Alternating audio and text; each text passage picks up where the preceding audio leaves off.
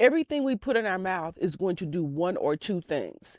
It is going to heal us or it is going to hurt us. It is going to cure us or it is going to kill us. So once we get that, just that principle, that guiding principle, it helps with everything else if you can get to the point where you believe that. You can, because we're trusting. We are taught by marketers and advertisers to trust their messages, right? Just because the package is pretty, right? Just Yeah. because it looks good on the Or the menu, message. or the message. Yes. I'm teaching all the time. The first question is it safe? Is it safe to eat? And how do I know it's safe? Do I trust why do I trust the person that is telling me that it's safe?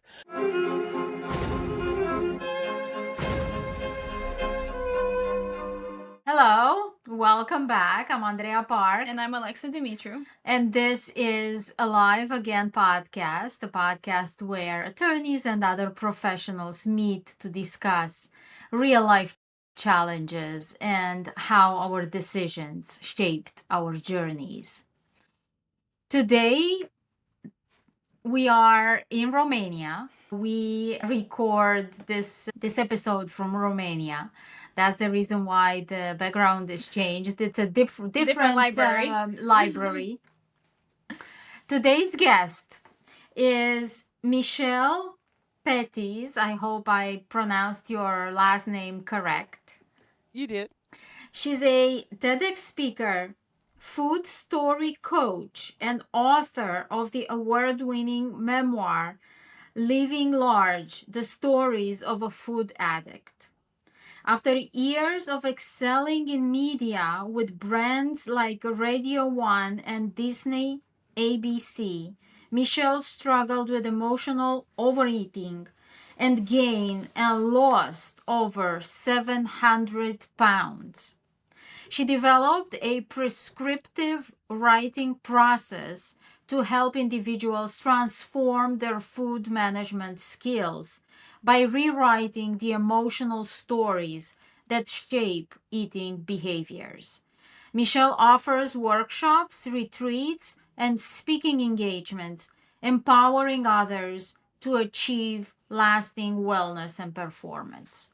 Michelle, thank you so much for being here with us. As I mentioned, we're in Romania in this afternoon, but you are on the East Coast where it's very, very early in the morning. Thank you so much for being here with us today. Such a pleasure. Oh, I'm delighted. I'm delighted to be here. And I think this conversation that we're having right now is the closest I've ever been to Romania. So Yes, we live in New York City, and that's where we record the podcast every week.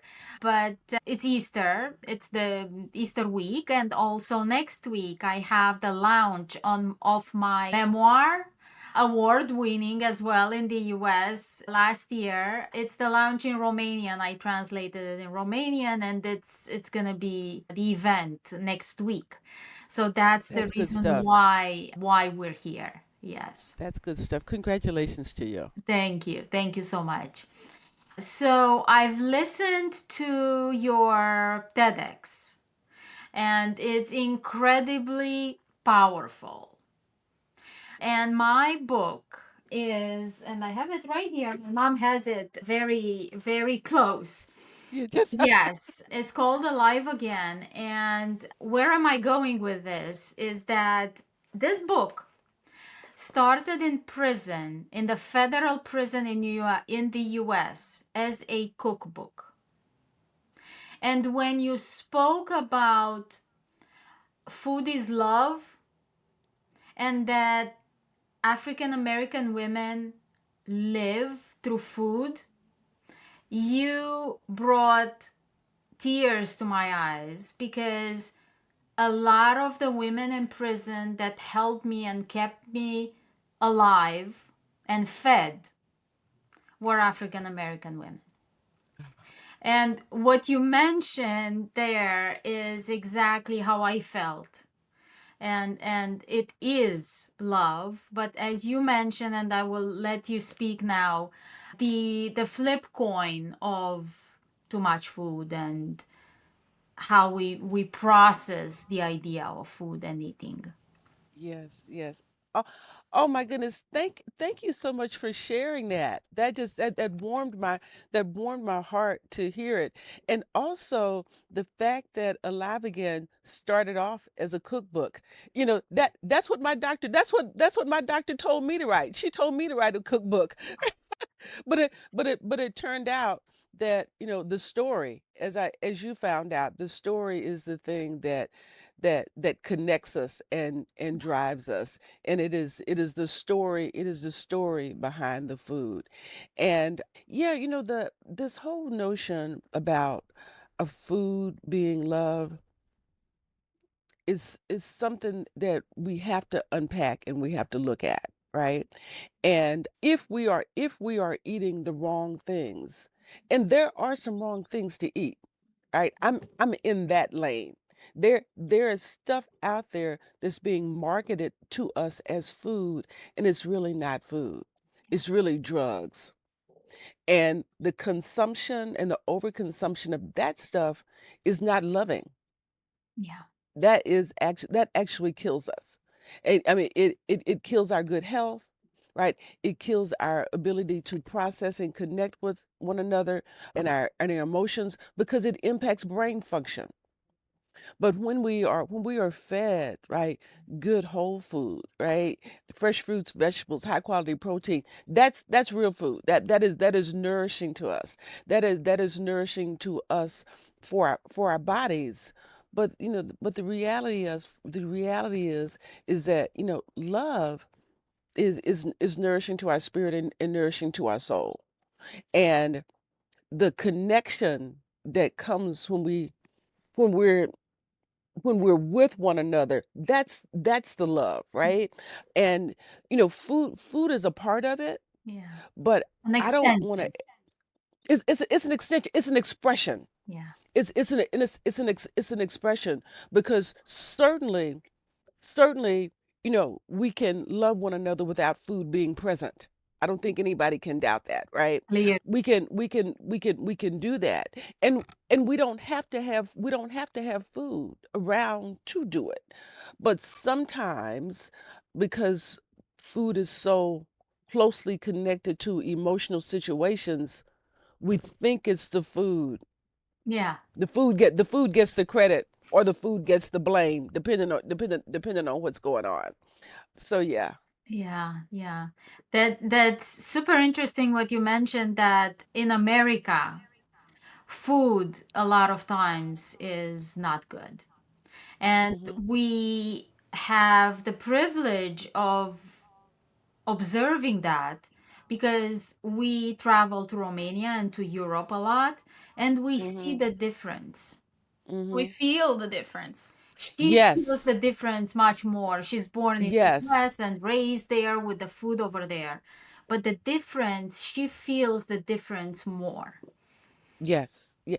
And I just want to share this with you. When I wrote my book, and my book came out in 2021, the title of the book is Leaving Large: The Stories of a Food Addict. And I started writing the book. It wasn't a health issue for me. I really just wanted to wear cuter clothes. I wanted to look at. I had 5 sizes of clothes in my closet, and I couldn't fit any of them. I wanted that. I wanted to go into a regular store and buy regular clothes. I didn't want to feel like I was on the outside of my life. So the thing that really like landed on me was being in my closet and being able to wear what I wanted to wear. And that got me started, right? That got me started on the journey. But once I got righted, if you will, I started to research, and then the more and more I researched, I understood that it was not about the clothes, and it was not about really just a transformation or mindset or lifestyle or anything like that. It was about saving my life. Yeah. It was about saving my life. And when I coach people now, I mean, I'm really draw this line in the sand of saying what we eat is not neutral. Everything we put in our mouth is going to do one or two things. It is going to heal us or it is going to hurt us. It is going to cure us or it is going to kill us. So once we get that, just that principle, that guiding principle, it helps with everything else if you can get to the point where you believe that. You can, because we're trusting. We are taught by marketers and advertisers to trust their messages, right? Just because the package is pretty, right? Just Yeah. because it looks good on the Or the menu, message. or the message. Yes. I'm teaching all the time. The first question is it safe? Is it safe to eat? And how do I know it's safe? Do I trust why do I trust the person that is telling me that it's safe? Because so much of the messaging that we have about what we eat every day is presented to us by the people that make it, by Yeah. the people that make it and want to sell it, right? And they, quite frankly, don't have our best interest, our health top of mind. They have their profits top of mind. That's why there's stuff that is sold in the United States as food that's not sold in Romania, that's not sold in other countries in Europe, or in, I mean, other parts of Europe or any place else, because they have determined that it's not even food. Yeah. Yeah. And so part of this thing that is killing us, right, alive again, why get, I sit here and I talk to you, and on some level I feel like I shouldn't even be here when I think about the health statistics that impact Black women, with 4 out of 5 African American women being overweight and the rest of the population not that far behind, Yeah. right? The the this processed food, the snack food, the junk foods, it is cutting us off from our lives. Yeah.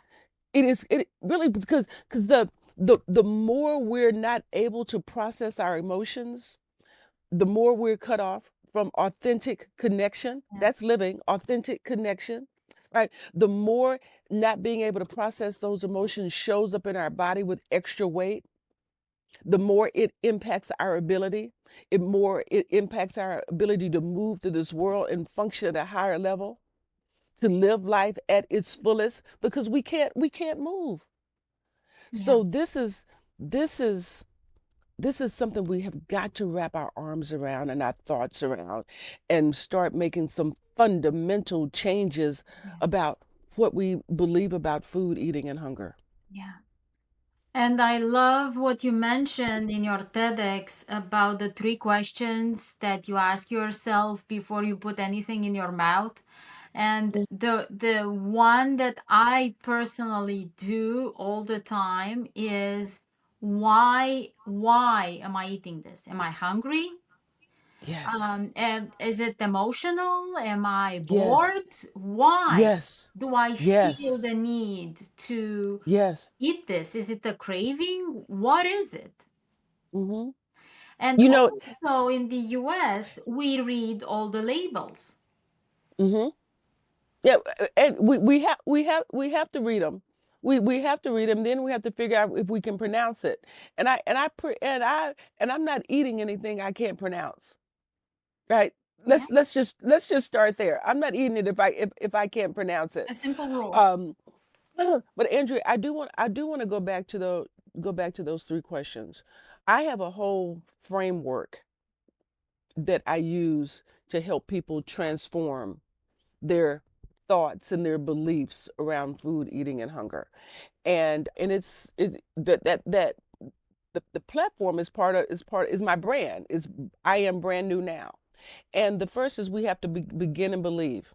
We have to believe that good health is possible for us. We have to begin to believe that we deserve, the kind of life that good health brings. That even though we might have failed in the past, we have to believe that it's possible for it to achieve success around, managing emotions in our food.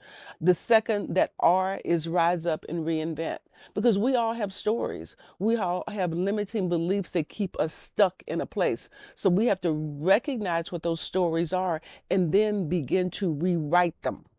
We got to recognize them. We have to become aware. We have to get conscious. Then we rewrite them.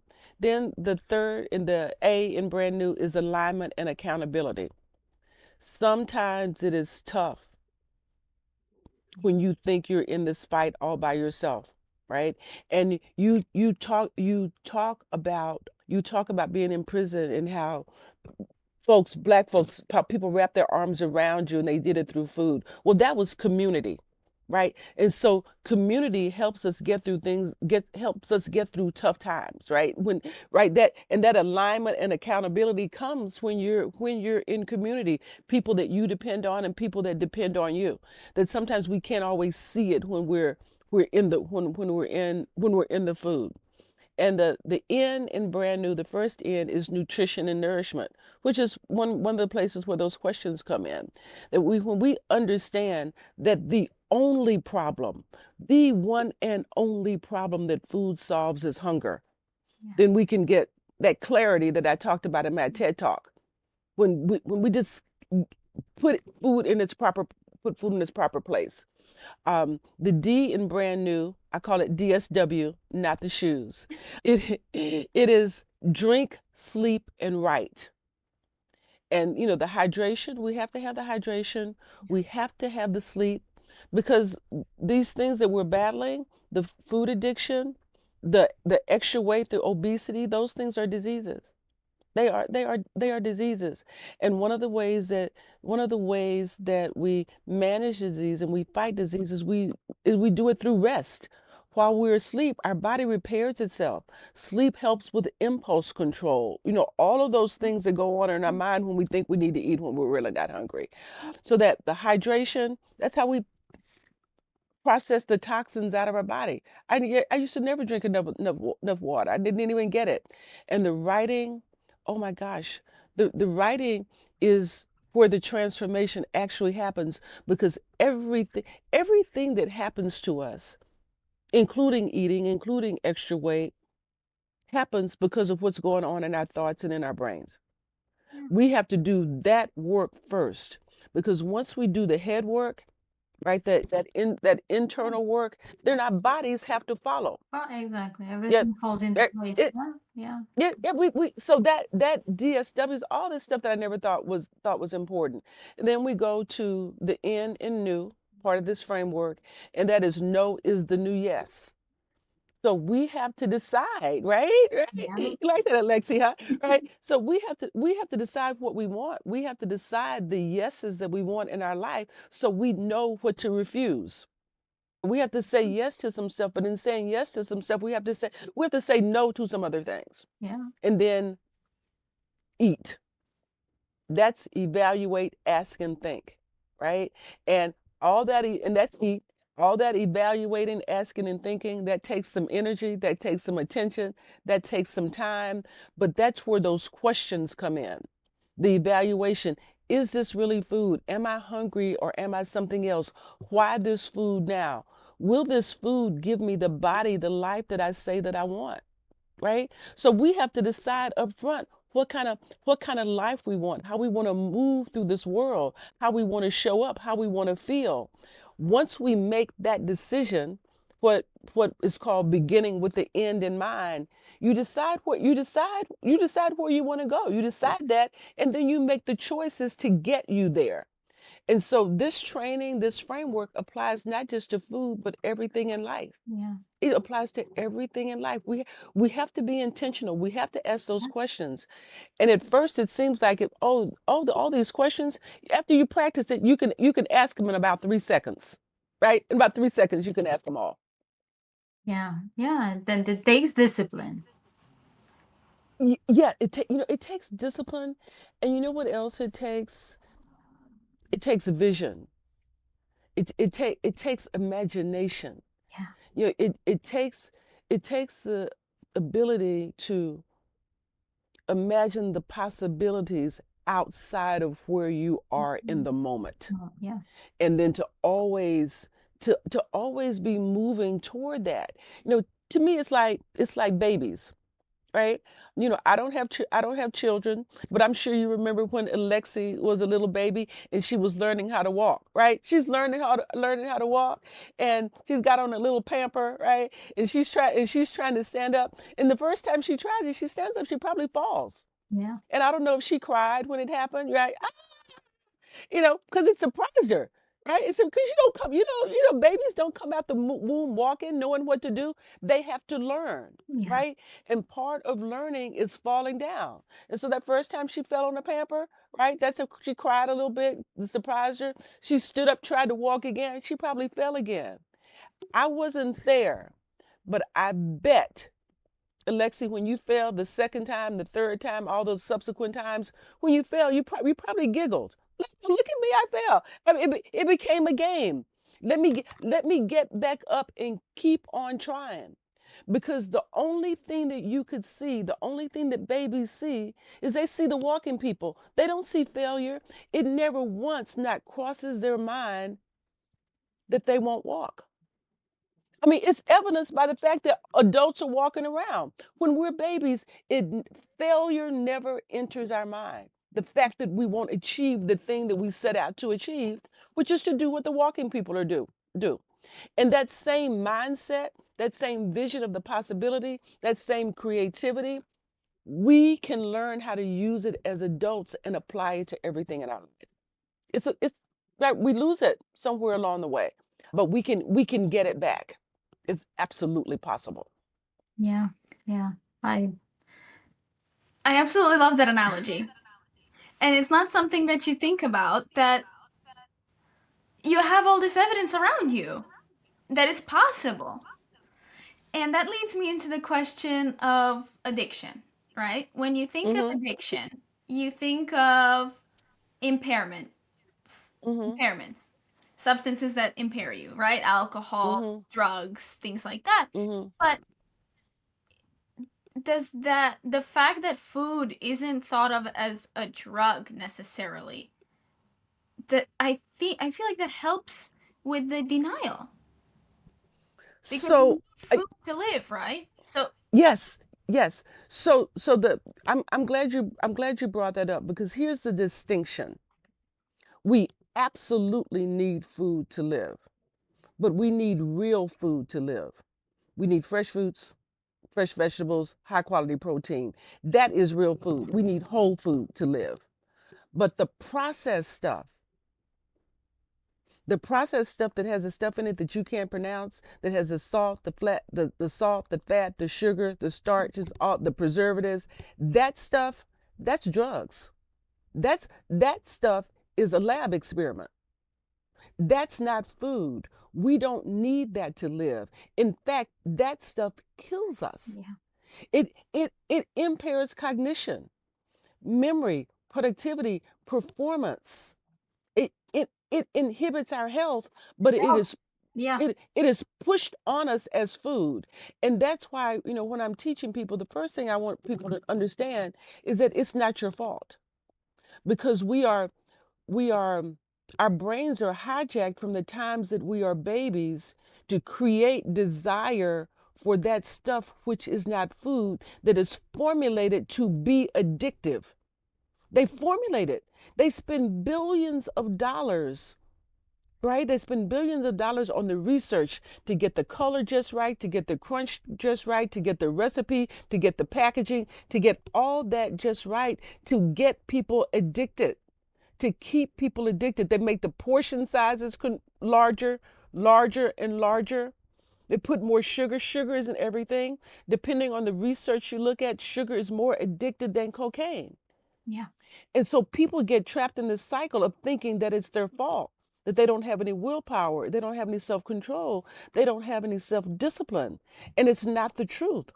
The truth is the processed food companies, the snack food companies, and the junk food companies are conspiring to create profits at the expense of our health, and we don't even realize it. We don't even know it. yeah, We don't know it's lies. We think it's food, but it's not. yeah. So the distinction is true because I will tell you, Lexi, I have never eaten 5 bowls of broccoli. Never, never eaten five. But I have certainly gone to a Mexican restaurant and eaten 5 baskets of chips. I done it. Yeah. That and I know I'm not the only person that's ever done that.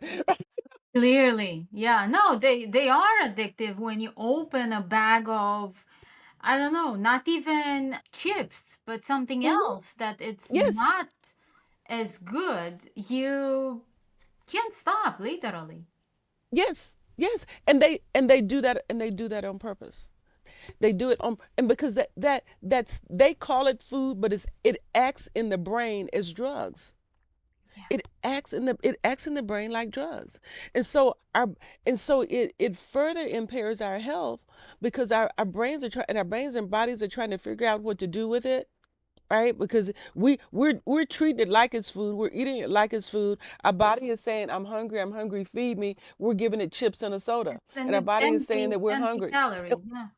Empty calories, right? No nutrition, no nourishment. And so our body keeps saying, feed me. And we can never eat enough chips or drink enough soda to to replace the nutrients that we need or give our bodies the nutrients that it needs or the hydration that it needs. We can't do it. And so that's where the addiction comes in. We keep doing the same thing and getting the same results, which is leading to our ill health and our decline because it's not food. It's just being perpetuated. It's being presented as food. We have to get clear on that. That's part of the clarity.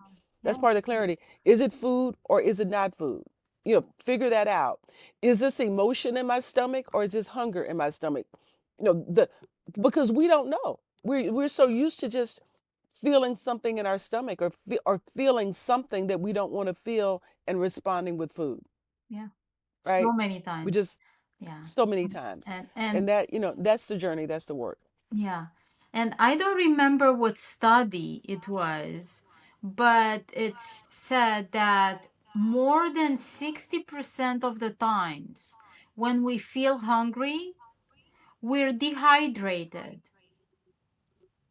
And every time Yes. Alexa says, I'm hungry, my response is drink some water. Yes. Yes. Because That when that you that drink water, after a few minutes, the sensation of hunger disappears. If it's yes. really, really hunger and you know that you haven't eaten in so many hours, yes, have some real food. But Mhm. otherwise, yeah, water Yeah, and drink some water. hydration. Yep, yep. Yeah. That, And and also, so it's an interesting, sorry to interrupt, an interesting concept that we discussed about actually last week, right before we left, that the brain, the stomach sends the message to the brain that is full 20 minutes after is full. So mhm. that's the reason why we eat a lot and eat and eat because we don't get the message. And Mhm. we keep trying to eat slower so we get the message on time so we stop eating. Mhm. Because Mhm. also the good food is not too okay to eat too much of it. Right. So it's Yes. all a balance in everything that we do, like in life. It's Yes. it's about. Yes. It is a balance and as you bring up that subject, it's just like something to think about. It's like nature helps us with this, but we don't always realize that nature does help us with this. And I am of the let me go back. I am of the mind that we have to question everything that we do in relation to food because most likely everything that we believe is not the truth, is a lie. And I'll start with water with your meal, a beverage with your meal.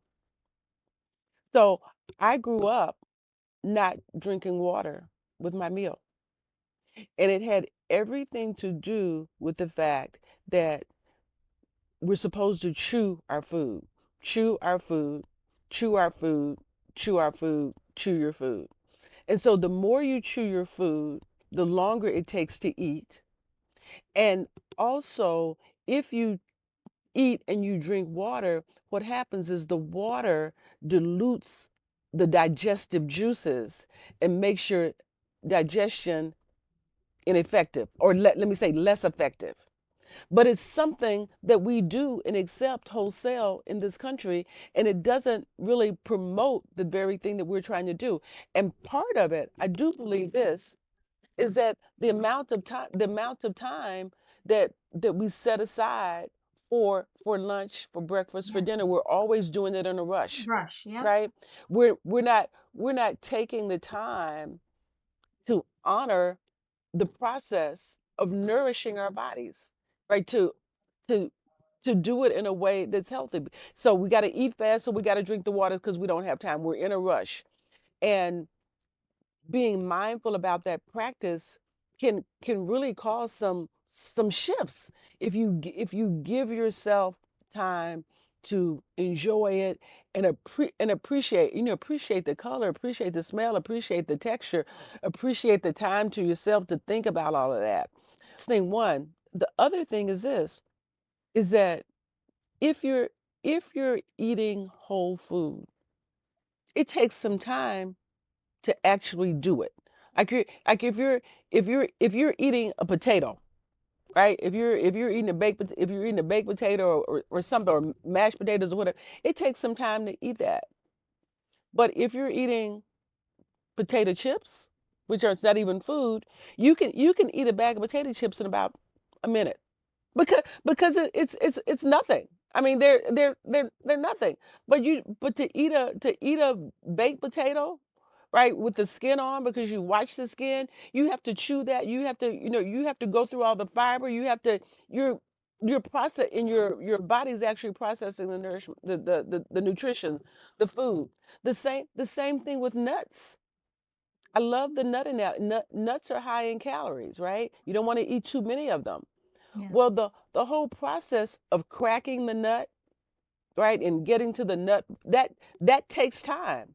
And so, since it takes time to actually crack the nut and eat it, that makes you eat it more slowly, right? So you don't eat too many of them because your brain gets the signal. But if you buy them already shelled, Mm-hmm. you know, you can eat a can. I mean, yeah, I mean, you can conceivably eat a can of them in the same amount of time that it would take for you to crack three.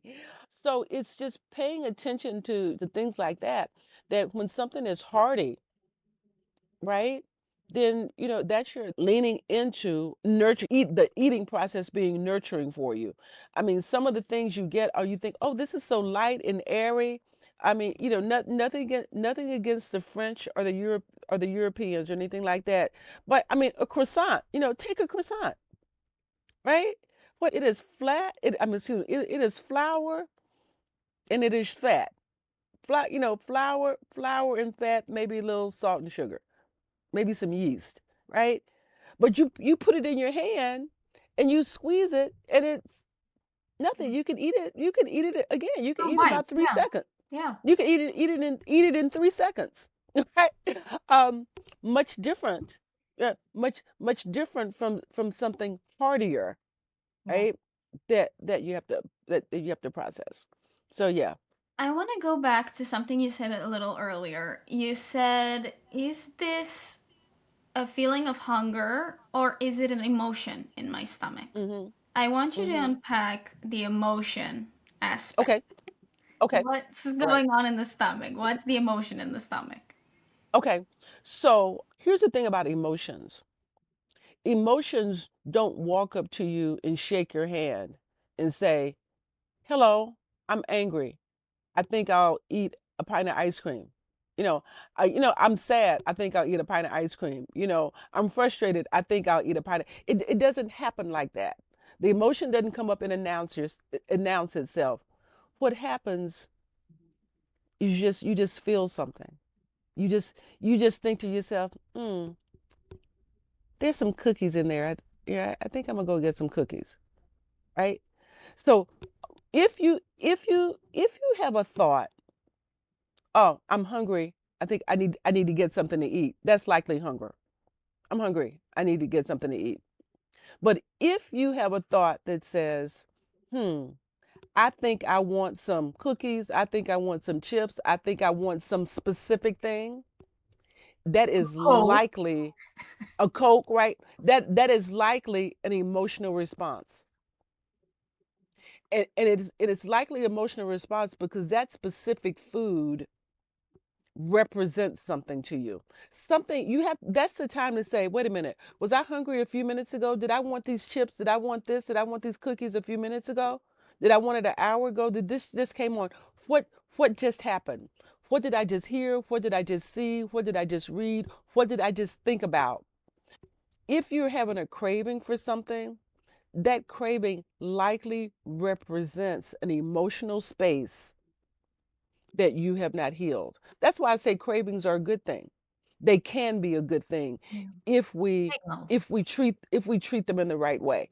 And so Alexi, I want to go back to this emotional eating thing. Just I'll give you this one example of how our emotions can really help us.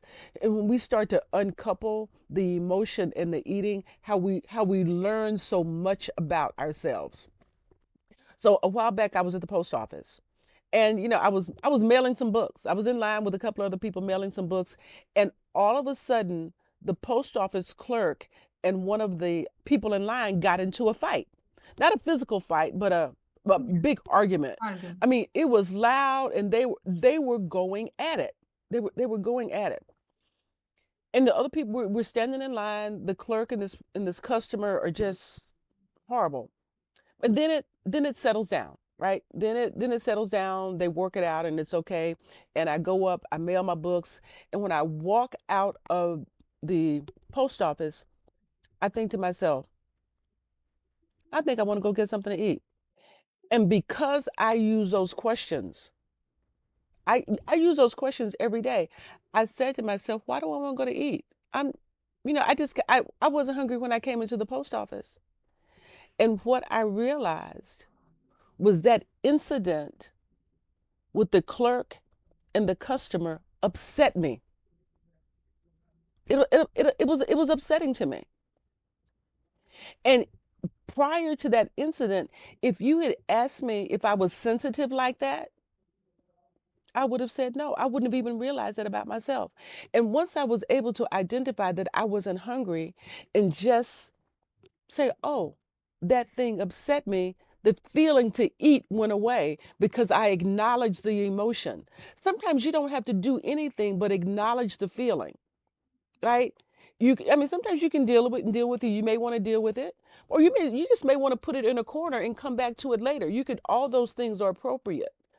But as soon as I just sat with that discomfort, and this is what I tell people, sometimes we have to sit with the Yeah. discomfort of a moment and be okay with the discomfort of a moment.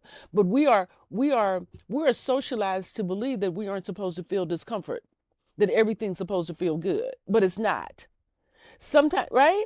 So Yeah. it is in our pain, it is in our discomfort. Sometimes when we get our greatest life's lessons, we need that discomfort. We need that confusion. We need that to move past something to get some awareness and understanding that we do not have. We need it. So the emotion, it's it's an opportunity for us to question our motivation, right?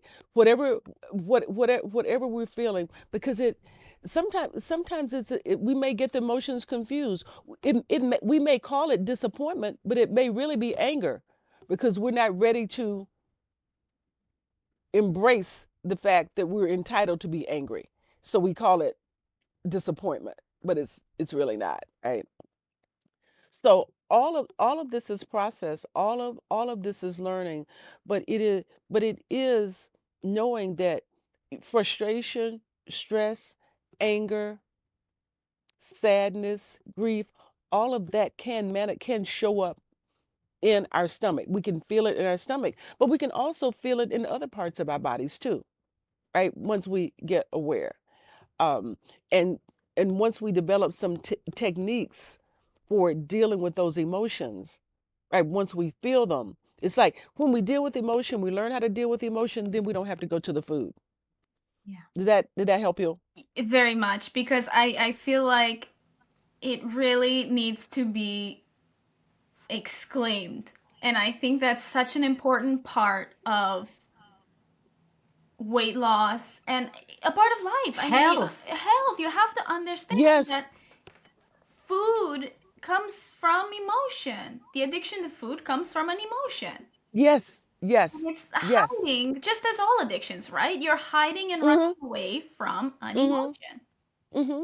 And a Mm-hmm. lot of people don't quite understand that. Yeah. Yes. Yeah. And Yeah. here's the thing, and part of it is that we aren't taught to manage the emotions. Right. Right? We aren't taught to manage the emotions. We aren't taught to recognize the emotions. We aren't taught to honor the emotions. Right? I grew up with to be able to express three emotions: happy, happier, and happiest. That there you go. Yeah, you can be any of those three you want to be. Yeah, pick your points because and I get it. As an adult, I get it. My grandmother was trying to teach me the importance of attitude, of managing your attitude, right? And many times she said to me, if I wanted to do something and she wasn't going to let me do it, and I got a little bit of, I got an attitude, or I kept pestering her about it, what she would say to me is, you're not doing that, you're not getting that, we're not talking about that. You better go someplace and make yourself happy. Those were her. And now, you know what I realized is that she was trying to teach me an important lesson that I didn't get then, is that we are responsible for our own emotions. We are responsible for our own happiness, Yeah. right? We are in control of that. So that was part of it. But I didn't get the permission to experience the other range of emotions because they were seen as weakness, right? And and and to show those other range of emotions, expose you to danger. So she was all about that protection. So I get it. It's a different time now. But we aren't taught that emotion management is a skill. It is a skill. So is food management. And I think part of the problem that we struggle with is in the language that we use around this. I coach so many people, and I have a few things that people have to do. And one of them, they have to release the idea that you can have a relationship with food. I hear it all the time: my relationship with food, my relationship with food, my relationship with food. And there's a reason that I don't use that language, and why I teach not using that language intentionally. And it's this: is that when relationship involves reciprocity, right? It involves some give and take. Food is inanimate. The only thing that it can do is sit on a plate. That's all it can do. But because we attach emotion to it, right? Because it's often at the center of emotionally filled events, right? Yeah. It gets the credit.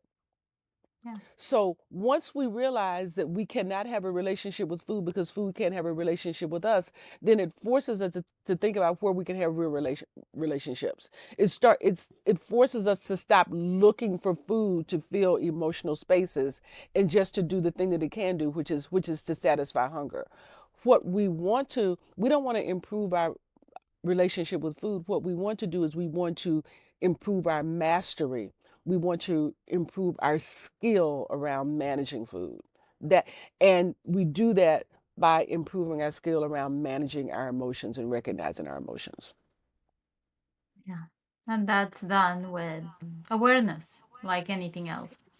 It's done with awareness. It's done with awareness, and the things that they don't teach us. It's done with the writing that I talked about before, the Hmm. prescriptive writing for healing. It is done through meditation. Yeah.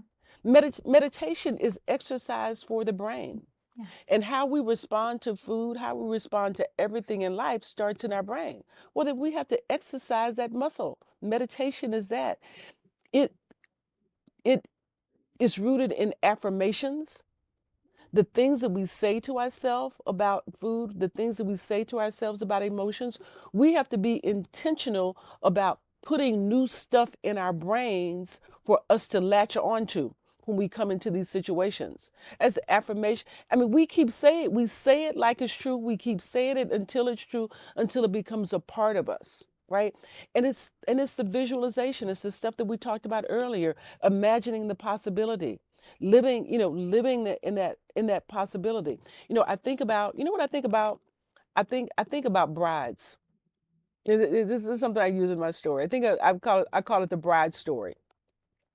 And so here's a bride, right? Or the bride, she is recently engaged, right? She has been in the trenches trying to get a ring on it for 10 or 15 years. And finally, right? That's how long she's been working. She's been working a long time. So she finally has a ring on it, and it's big. Right? It's big and shiny, just what she wanted. She's got the date. She's got the venue. She's got the bridesmaids picked out. She's got the honeymoon picked out. She has everything but the dress. Everybody's ready, right? Everybody, the date is it's planned. It's a year in advance, right? Because everything has got to be perfect. The flowers, all of that. She has everything but the dress. She can't find the dress. She's been to David's Bridal. She's been to New York to all the boutiques. She's been online. She's been everywhere. She cannot find the perfect dress. And then she's out one day, and she passes by the store and she sees the dress. And she's like, "Oh my God, that's the dress. That's my dress. I have been looking for this dress." So she runs into the boutique, and the boutique owner is there, and she says, "Oh my God, thank you. I mean, your timing is perfect. This dress is normally $5,000. Today it's on sale for $500." And she's like, "Oh my God, yes, this is my dress." So she runs into the dressing room. She tries on the dress, and either the dress is too small or she's too big. And she looks at the dress. She thinks about the $5,000. She thinks about the $500 on her credit card. She thinks about that year in the future. She thinks about what people are going to say when she's walking down the aisle or walking up the courthouse steps or down the courthouse steps or through the field or wherever she's walking. She thinks, "Oh my God, look at her in that dress. She looks so beautiful." Look, I mean, everybody's going to be oohing and ahhing, thinking about how fabulous it is. And she decides to get the dress. She gets the dress. And when she gets the dress, in that moment, in that moment, every decision that she makes about what she eats is about that day in getting into that dress. Yeah. It's not about reward. It's not about depriving herself. It's not about willpower. It's not about self discipline. It is about the vision that she has, about that daydream of being in that dress and walking down the aisle or wherever it is she's walking, and the achievement and what it is going to feel like. And when we all find our bride story, when we all write our bride story, when we all live in our bride story every day, then we can be happy on this journey. Because thinking about that day makes you happy, right? Thinking about, right? That's how you can be happy. When you're thinking not about what's on the plate and what you're not eating, but when you're thinking about the thing that you're going to get, when you're thinking about that, that's a bride story. We all have a bride Yeah. story. Yeah. We all have one, but sometimes we don't believe we deserve it, right? Sometimes we have to pull through some stuff to find it because we haven't had one for so long. We haven't believed in ourselves for so long, which is that first principle of being brand new. You got to believe that the bride story is for you. Yeah. You have to believe that. Wow. Yeah, this is wonderful. And now that we're approaching the end, there is a question that I ask every guest, and now I'm asking you. What is one activity in your life that makes you feel more alive? You know, this is going to seem like it's so simple, but it is so true. And it is walking. It you know walking. Well, I get a little choked up when I think about the walking, but I will tell you this really short story. I had to learn to walk. I had to learn to appreciate walking, and I learned to appreciate walking when I saw my life slipping away. When the recession of 2008 hit, I lost everything. I had the big Mercedes, lost all that, right? Real estate, lost all that. I lost what I thought was my life, but I still had to show up. And so I had to walk. And every day that I was walking, I was mad. I was mad because I didn't have a car. I was mad because I didn't have the life I used to have. I was just, I was angry. But I still had to walk because I still had to go to a job that I didn't like because it was paying me a third of what I used to make, but I still had to show up. But as I started to walk, because I didn't have a car and because I didn't have any money, I started to see changes in my body. I started to lose weight. And the only thing that changed was the fact that I was walking. And I was like, what? And that's when I started to pay attention. That's when I started to walk with intention. That's when I started to appreciate it. It took, I mean, it took years. It didn't happen overnight, right? Because first I would walk and I would wear headphones like this because I needed music. I needed somebody talking in my ear to distract me from the fact that I was doing this thing that I didn't even want to do, right? So I moved from mad to wearing the headphones. And then started talking to a friend while we walked. And this was a friend that I loved, as a matter of fact. So now I started associating walking with building this friendship. So I started to love it. I started to love it because of that. That time we spent together started to represent something else. And then I started listening to motivational talks while I was walking. And then I moved, and we moved near like a place that had a nature trail. And I went out one day without the headphones and I just walked through nature. And the only thing I walked with was my own thoughts. And I was happy with those thoughts, which different from those thoughts when I was walking in the beginning when I was mad and angry. Hungry, yeah. And I get up in the morning and I walk, and my ideas come to me when I'm walking. Solutions to problems come to me when I'm walking. It is. I start my day. I'm gonna start right after I get off with you all. I'm gonna go up and go for a walk, and it is now. You know, I walk to save my life, right? I walk to save my life, and it is a part of my life. It is a part of my living that I'm so grateful for and appreciative for. That it took adversity for it to show up. It took adversity for it to show up. Something that you do every day. Something you do every day. Yes, something I do every day. Yeah. Yeah, walking. I would say well, walking gets the credit. That one thing.